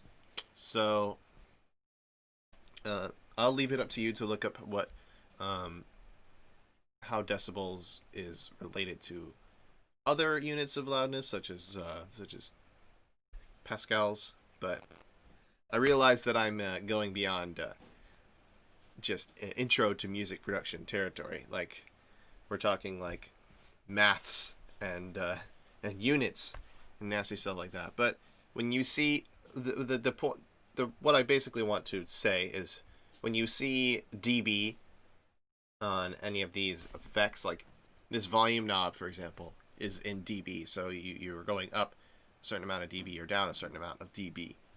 So when I talk about dB, when someone says decibels, or when you see on an effect, let's go back to that effect here.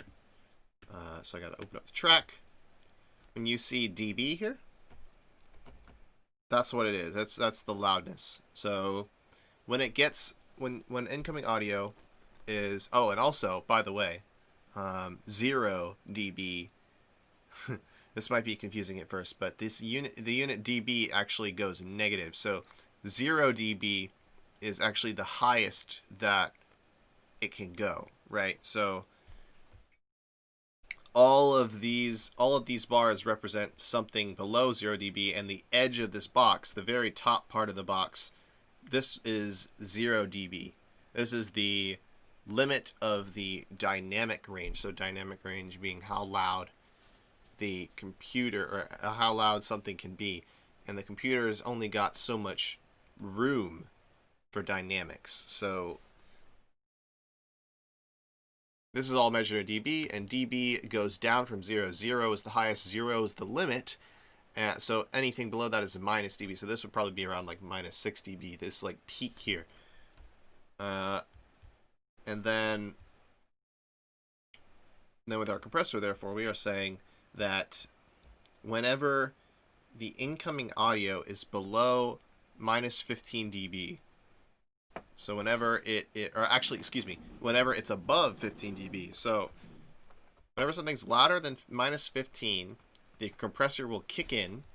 It will start to lower the volume of the track and kind of balance it out. That's what this GR means. GR means gain reduction. And I'll write all this out when we get into a specific video tailored to this, but I'm just kind of giving a quick rundown of what it's doing. Gain reduction, it's lowering the volume when it's above this threshold. Ratio here, ratio tells you how much it lowers the volume. So if it's 3:1, it's going to lower the volume to 3 times less than it normally was. Ni has to do with this 15 dB threshold mark is kind of like, I'm trying to think of an easy way to explain Ni without seeing a diagram of it. I'm going to open up compressors in other software in Ableton and show you more about the workings of a compressor, because this is kind of a much simplified view. It doesn't really let us kind of look at it and see what's going on. Because Ni is much more easily explained with a diagram, with a picture. It has to do with whereabouts around that minus 15 dB mark, around that threshold, does it activate. Like, it basically tells you, it basically makes the compressor more or less noticeable. And we'll play with that when we kind of observe the compressor just like on its own for just a day on that, right? Just a day on that, and maybe one other effect. Today I was putting together a beat. We're going to continue using this one along with things I do in Ableton to build this. Hopefully we get some collaborators going on. We may end up starting new. I'm not sure. I'm not sure at this point. But compressor. There's a compressor on the bass track now, so all the volume is kind of equalized out. So it's all going to be around minus 15 or so. It's all going to be. So there's not going to be any bits that are jumping out and are way louder than the others, because everything's kind of reined in.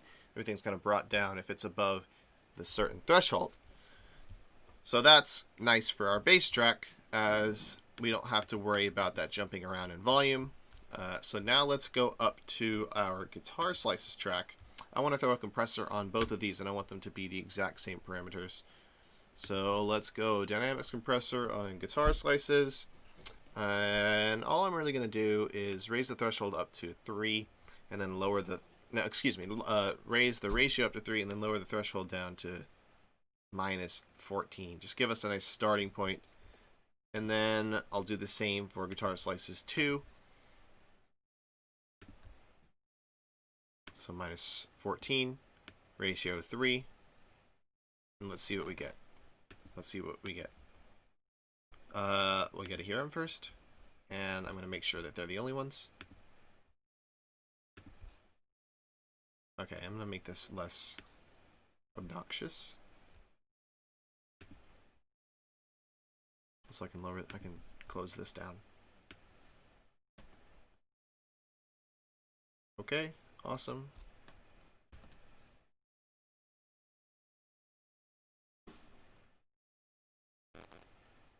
Let's hear it without the compressor. We'll do a side-by-side comparison. So here is with the the compressor bypassed, meaning off.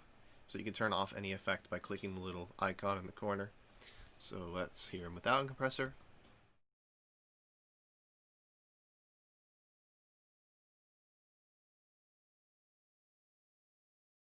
It's kind of hard to tell, really. But we'll turn them on.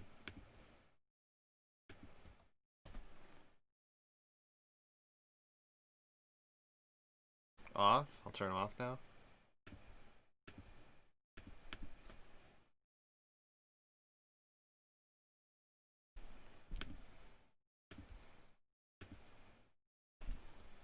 Well, first of all, we're getting a nice boost in volume, so everything's kind of consistently louder. We don't have any parts that are kind of really quiet. Like right here, we can even look at the waveform and see, like here at the end, you've got this a little bit that's lower here at the end. So now that's going to be potentially brought up. And I never mentioned the side effect of when it gets below the threshold, or when it gets above the threshold, it's lowered.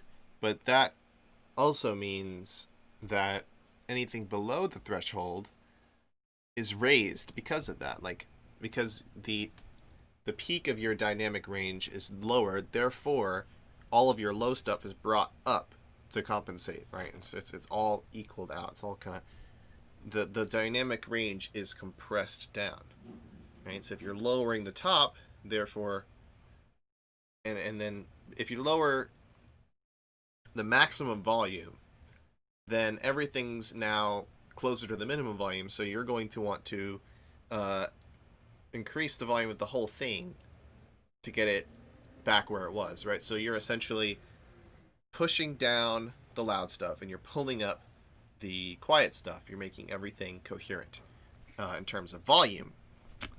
So that's what I'm doing here. That's what I'm doing with the bass, and that's what likely I'm going to do with other tracks to kind of give them their own spot in the mix.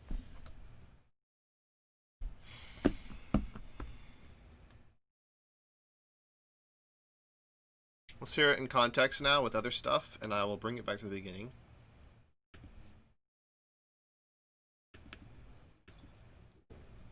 Oops, I need to unsolo.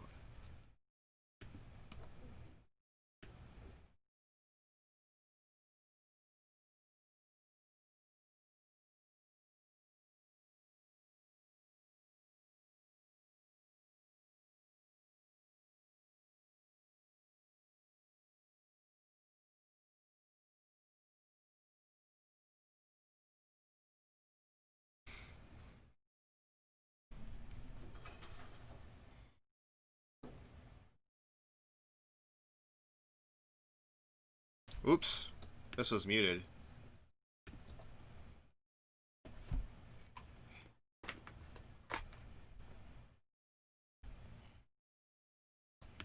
I haven't yet done the pitch for the second half, but I can copy this over. Yeah, it sounds better. It sounds At least you can hear everything. What did I do? Okay. I wanted this to... Oh, no, not the whole thing. Oh, my goodness. I just want to select this bit and then move it over. Okay. Let's hear if this works. Oh, whoops. No, I wanted to move the whole... these two bits together. Oh, boy. Come on. So I know for a fact I'm going to have to raise all of these G's.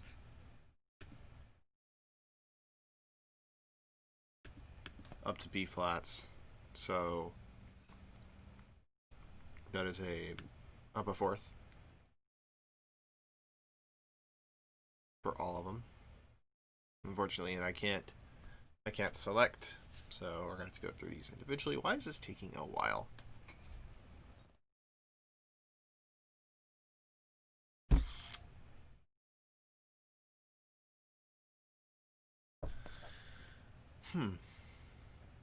But well, yeah, this is something I can do off camera. But right, we're gonna get all these notes adjusted and get them in the right spot for next time. We're gonna continue with this project tomorrow. Hopefully, have some people in so they can have their own contributions and add their own effects, play with their own instruments, and we can incorporate them into this track, and it could be some sort of like mashup of different ideas. I don't want it to all be me. I want you guys to have your musical input as well. I would like the students to participate. Yes, but we'll have that, I'm sure. But yeah, I think that's pretty much all for today. So we went over a couple effects. We made a little beat, so I did quite a bit of slicing, and moving pieces around. So showing you that that's something you can do with your loops if you're going into the loop browser, and if you don't want to just take the loop as it is, you can take parts of the loop and move them around and get them to work within whatever chord progression you'd like. So I took this guitar track. I like the sound of the guitar track, so I found loops that were similar to it to work with other types of chords, and I have this chord progression that I came up with my synthesizer. Kind of tuned the sound of the synthesizer to work with the guitar. Made it move a little bit with auto pan. I made the guitar move a little bit with auto pan, and they're also compressed so they work together. Their dynamics work together. And then I added some drums. I took this beat that was in the loop browser, and I moved some notes around the piano roll to get it to be more of like a house beat with 4 on the floor kicks and snares on 2 and 4, rather than a halftime beat that was more like trap-like.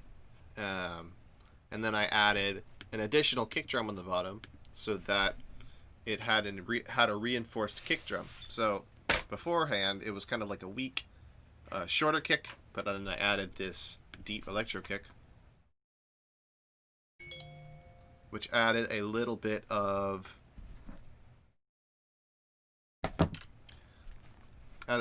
extra low end.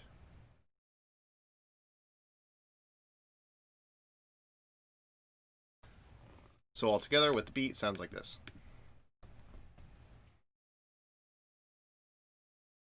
Then I added a bass line on top.